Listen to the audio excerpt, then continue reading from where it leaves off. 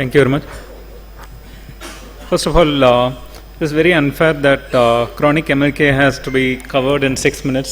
But jokes apart, I thank the CAST team for inviting me and for giving this quite difficult topic to talk about. And I also thank Dr. Anshu and Dr. Subra sir for covering everything for me. So it makes things easy for me.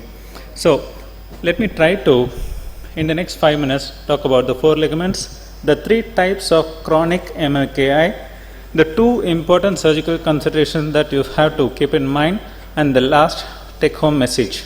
I am Dr. Saseendar, Professor of Orthopedics from Pondicherry. So what is chronic MLKI? More than 2 of the 4 ligaments, 2 or more than 2 of the 4 ligament structures that are torn for more than 6 weeks. So what does chronic mean? There are no life-threatening injuries, right? If there were, they would have presented early. There are no neurovascular injuries and there are no limb-threatening injuries in the chronic stage. But it also is possible there can be misdiagnosis, there can be stiffness, there can be deformity, and the healing potential is very low because it is chronic. So you have to lean more towards reconstruction rather than repair. The order of surgery is always like this: bone, meniscus, cruciates, collaterals, cartilage in the same stage or preferably later. So it can be in single stage reconstruction or stage reconstruction. They have their benefits and disadvantages. Single stage, more chances of stiffness. Rehab has to be very strict. Stage surgeries, less chances of stiffness, but more than one surgery, more expensive for the patient. Most important part of this talk is the 3 types of chronic MLKI. Type 1, it is not dislocated. It has been reduced and there is no alignment problem. It's a normal limb alignment that is reduced. Type 2, reduced knee but malaligned. Type 3 is still an unreduced knee. So we will go into type 1. Is just whatever was discussed earlier. So you start with the cruciates and then go on to the collaterals and finish with the ACL. So the PCL tunnel on the tibia, PCL tunnel on the femur, then the ACL tunnel on the tibia and femur, then the collaterals. Start with the medial side and then go on to the lateral side.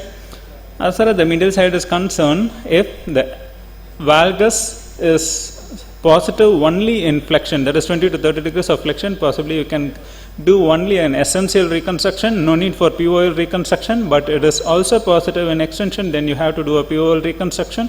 You can do a non-anatomical one with a single tunnel in the femur, or you can do a Laprad anatomical one with 2 separate tunnels for the SMCL and for the POL.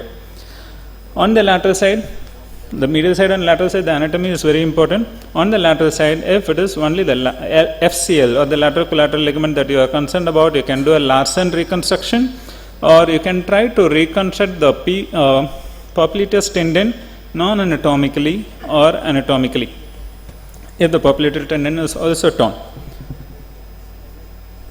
2 important surgical considerations. Dr. Subra sir has covered most of them. The most important one is how to avoid tunnel convergence. The next is how to tension the graft and what is the sequence of tension in the graft. On the medial side, there is possibility of collision only between the MCL or the POL and the PCL, because but PCL is more anterior, MCL and POL will be slightly more posterior. Just make sure you are pointing cephalad and anteriorly. You don't want to point it posteriorly because we have vascular structures there, but what is more important is point upward, point cephalad, so you cannot converge with the PCL.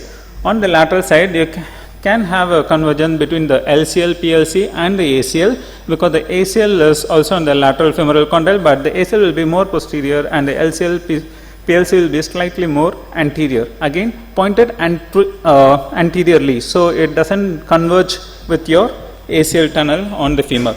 On the tibia, point your POL tunnel more medial to the Gerdy's tubercle. When you point it towards the Gerdy's tubercle, you can overlap with your PCL tunnel, and the SMCL tunnel has to be pointing downwards. If you point dead laterally, it can converge again with the PCL. As far as the tensioning sequence is concerned, if you are doing a double bundle PCL reconstruction, The AL bundle is tightened first in 90 degrees of flexion. That will centralize the knee joint. There is no more subluxation of the knee joint. Then you go ahead with the PM bundle in extension. Then the FCL. Although mostly you can remember the collateral ligaments are tightened in 20 to 30 degrees of flexion, except with exceptions. So the FCL is in 20 to 30 degrees of flexion.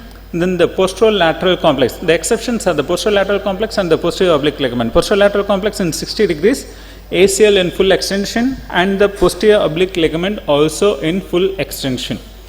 And then you go on to a cartilage reconstruction, mostly not in the same stage, most possibly later. Then we have the type 2 chronic MLKI, those with alignment problem, but they are reduced. You have to make sure what is the alignment problem. For a lateral soft tissue problem, you can have varus deformity.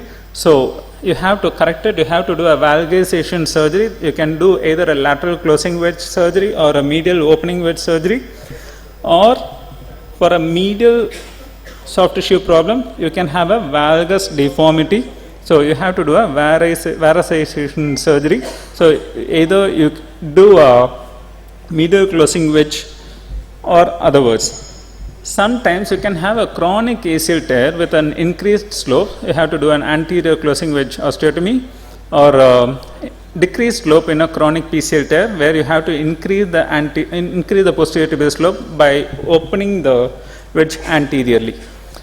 Finally, you have the most complex and most rare type, that is the chronic unreduced knee dislocations. Here you have to open and reduce the knee joint and then stabilize it externally with some kind of fixator, either static or more preferably a hinge external fixator, in order to allow for range of motion and plan for reconstruction later as per our previous discussions.